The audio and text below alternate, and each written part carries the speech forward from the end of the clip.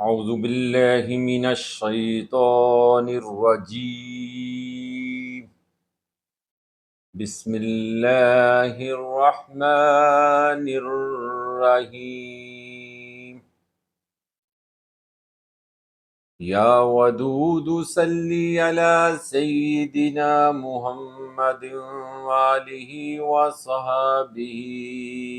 انک رحیم ودود الصلاة والسلام على خاتم النبيين الصلاة والسلام على ختم المرسلين الصلاة والسلام على رحمة للعالمين.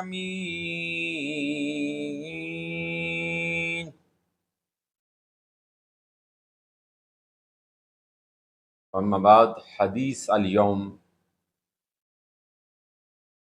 حدیث نمبر 4882، 4882، سنن ابو داؤد کی یہ آج کی حدیث ہے، حدیث صحیح، چیپٹر ادب کا بیان ہے۔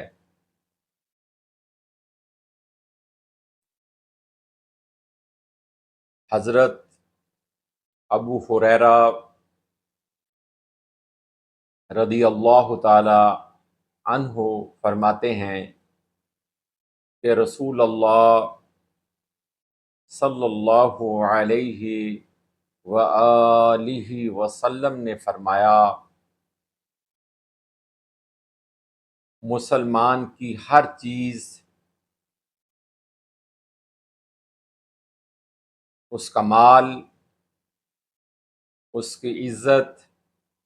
اور اس کا خون دوسرے مسلمان پر حرام ہے،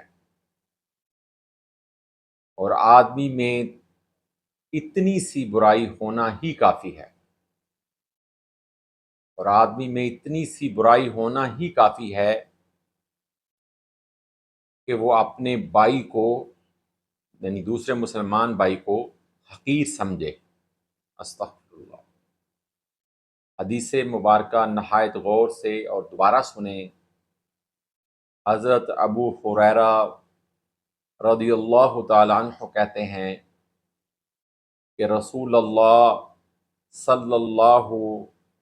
علیہ وآلہ وسلم نے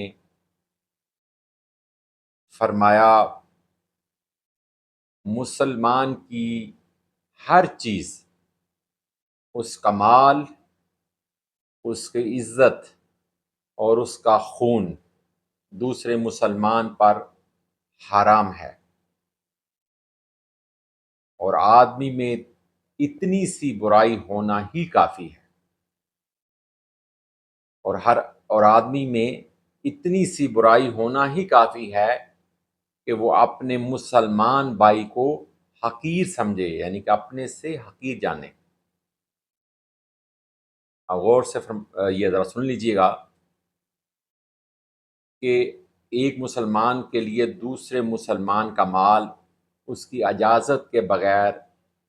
یا کسی بہانے سے یا کسی طریقے سے یا حرام طریقے سے اس کا مال کھانا حرام ہے۔ نمبر 2،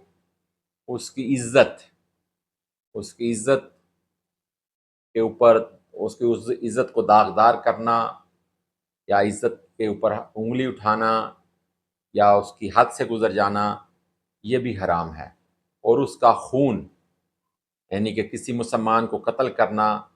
یہ بھی حرام ہے، اور اس کی اتنی سی برائی بھی کافی ہے کہ وہ حق کی دوسرے مسلمان کو